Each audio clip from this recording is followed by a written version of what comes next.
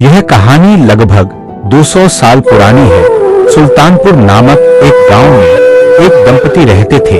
पत्नी का नाम अंधी था। दोनों को बहुत समय से संतान नहीं हो रही थी, जिससे वे बहुत दुखी रहते थे। उसी गांव में एक साधु रहते थे जिनका नाम था बाबा मुनंगीनाथ। एक दिन अंधी दादी बाबा के पास गई और विनती की, हे बाबा, हमारे घर संतान नहीं है, कृपया हमें संतान का वरदान दीजिए। बाबा ने ध्यान लगाकर कहा, हे पुत्री, मैं तुझे संतान का वरदान तो देता हूँ, पर एक शर्त है। तेरी पहली संतान को मैं उसके 12वें जन्मदिन पर लेने आऊंगा।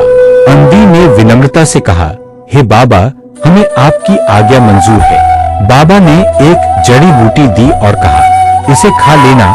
कुछ महीनों बाद अंधी ने एक सुंदर पुत्र को जन्म दिया।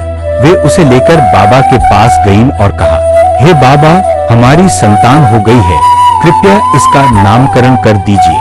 बाबा ने उसका नाम रखा जीतमल और कहा कि गांव की 36 बिरादरी उसे इसी नाम से पुकारेगी। कुछ समय बाद अंधी ने एक और पुत्र को जन्म दिया, जिसका नाम बाबा ने गूगन रखा। समय बीतता गया, 12 वर्ष पूरे हुए। इधर गूगन अपने बड़े भाई जीतमल को खोजता रहा। जीतमल की कोई खबर नहीं मिली। गांव वाले कहते हैं कि जीतमल को बाबा अपने साथ ले गए थे, जैसा उन्होंने वादा किया था। कुछ समय बाद गांव के पास एक स्थान पर जीतमल का शव मिला। लोगों ने उसकी स्मृति में वहां कंकर, छोटे पत्थर चढ़ाए। तभी से गांव वाले उन्हें कांकरी आला दादा कहने लगे और उनकी पूजा शुरू हो गई। आज भी सुल्तानपुर गांव में हर साल मेला लगता है।